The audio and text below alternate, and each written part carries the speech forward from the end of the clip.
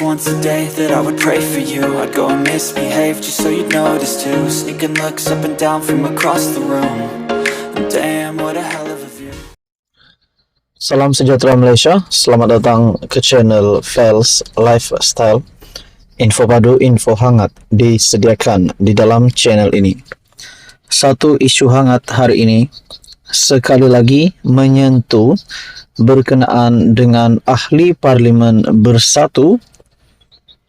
Satu artikel daripada Malaysia Kini menyatakan bekas pegawai Anwar saman Wan Faisal RM 10 juta.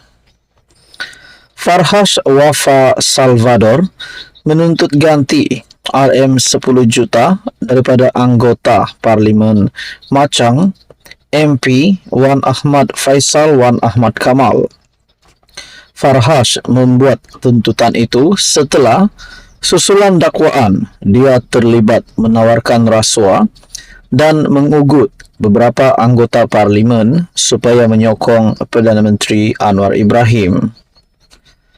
Plaintiff yang juga bekas setiausaha politik Anwar memfailkan writ saman itu di Mahkamah Tinggi Kuala Lumpur pada 22 Januari. Menurut pernyataan tuntutan, Farhas mendakwa Faisal membuat kenyataan fitnah itu dalam sidang media di bangunan Parlimen di Kuala Lumpur pada 14 November tahun lalu. Farhas diwakili oleh Tuan Ahmad Daniel Ruben & Co, manakala Faisal pula diwakili oleh Chehtan Jetwani & Company. Bekas pegawai Anwar saman Wan Faisal RM 10 juta. Adakah sekiranya Wan Faisal didapati bersalah, beliau akan benar-benar perlu membayar RM 10 juta? Ini juga menyentuh berkaitan dengan tuntutan ataupun susulan dakwaan. Dia terlibat menawarkan rasuah dan mengugut beberapa anggota parlimen supaya menyokong Perdana Menteri Anwar Ibrahim. Ini sudah pasti menyentuh berkaitan dengan MP daripada Pembangkang untuk menyokong Anwar Ibrahim. Namun, semuanya ini menjadi persoalan. Tetapi lain pula yang jadi, disangka ahli parlimen Pembangkang disogok ataupun diberikan wang ataupun diugut untuk menyokong Anwar Ibrahim.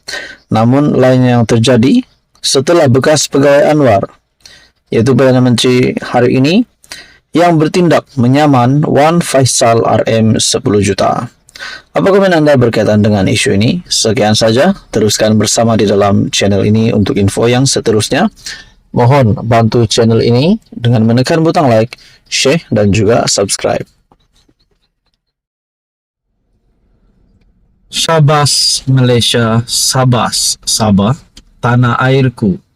Ini satu perkongsian ataupun pendedahan. Sudah pasti berkaitan dengan Malaysia Agreement 63 ataupun Perjanjian Malaysia yang memang kita tahu yaitu MA 63 yang menjadi harapan rakyat Sabah berkaitan dengan MA 63. Akhirnya Timbalan Perdana Menteri Datuk Seri Fadillah Yusof membuat pengumuman ataupun pendedahan yang pasti dinantikan ramai. Perkongsian daripada Malaysia Kini saya kongsikan khas untuk anda semua. MA 63, 9 tuntutan asas selesai sepenuhnya, kata Timbalan Perdana Menteri.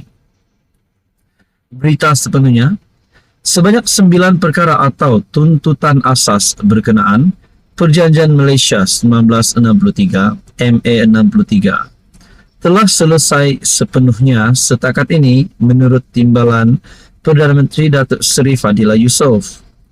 Beliau berkata antara perkara yang telah selesai sepenuhnya melibatkan penyerahan semula kuasa pentadbiran ke atas Pulau Sipadan dan Pulau Ligitan kepada Kerajaan Sabah, pindaan perkara 1 dalam kurungan 2 dan perkara 160 dalam kurungan 2, perlembagaan persekutuan serta pemberian kuasa mengenai pelesenan dan penangkapan ikan laut kepada Kerajaan Sabah dan Sarawak. Turut selesai sepenuhnya ialah pengiktirafan Jabatan Kerja Raya JKR dan Jabatan Pengairan dan Saliran JPS Sabah dan Sarawak sebagai jabatan teknik di bawah arahan Perbendaharaan 182 AP 182 dan pindaan Akta Lembaga Hasil Dalam Negeri LHDN 1995 bagi melantik Wakil Kerajaan Sabah dan Sarawak sebagai anggota tetap LHDN. Selain itu ialah penyerahan kuasa kawal selia bekalan gas di Sabah, pentadbiran Badan Kehakiman di Sabah dan Sarawak, penyediaan garis panduan penyerahan semula tanah dirizabkan bagi maksud persekutuan di Sabah dan Sarawak, serta penyerahan kuasa kawal selia elektrik kepada Kerajaan Sabah, katanya dalam jawapan bertulis yang disiarkan di laman sesawang Parlimen. Fadilah yang juga Menteri Peralihan Tenaga dan Transformasi Air memberikan jawapan bertulis itu bagi menjawab soalan Datuk Seri Dr. Ronald Kiandi, PN Beluran, yang ingin tahu status terkini yang pelaksanaan hak Sabah seperti yang termaktub dalam MA 63 termasuk penstrukturan semula Jawatan Kuasa Teknikal Majlis Tindakan Perjanjian Malaysia 1963.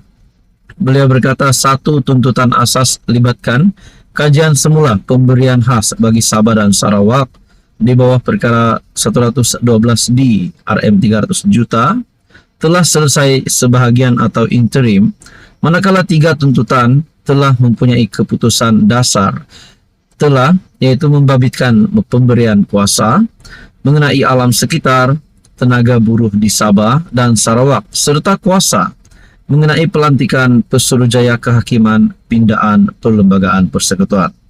Sementara 14 tuntutan antaranya isu royalti minyak dan pembayaran tunai petroleum, mineral minyak dan medan minyak, Akta Laut Wilayah 2012, Akta 750, hak negeri ke atas pelantar benua, serta pertambahan perjawatan perkhidmatan awam Sabah dan Sarawak di bawah perkara 112 Perlembagaan Persekutuan masih dalam perbincangan. Menurut TPM, tempo masa bagi penyelesaian setiap perkara atau tuntutan asas MA 63 adalah tertakluk kepada proses perundangan yang berkaitan kerana isu yang dibincangkan melibatkan perundangan yang kompleks dan memerlukan penelitian terperinci daripada pelbagai aspek. Selain itu, katanya tahap kesediaan Kerajaan Sabah dan Sarawak dari sudut operasi, sumber manusia dan kewangan juga merupakan aspek yang perlu diambil kira sebelum suatu perkara atau tuntutan MA 63 dapat diselesaikan. Perkongsian daripada Malaysia Kini ini pasti dinantikan oleh seluruh rakyat Sabah dan juga seluruh pihak yang menantikan status terkini MA 63.